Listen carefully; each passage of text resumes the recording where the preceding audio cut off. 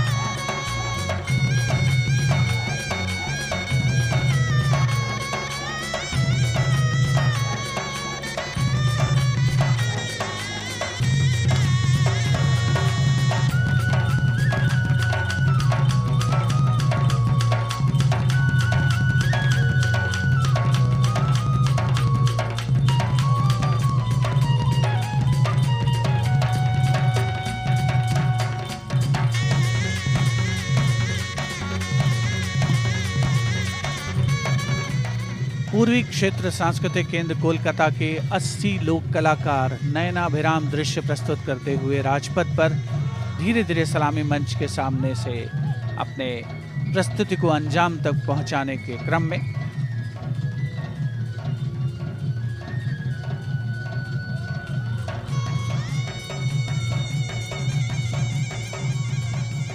इन लोक कलाकारों के बाद अब बारी है mount Abu public school Rohini और विद्या भारती स्कूल रोहिणी दिल्ली के 38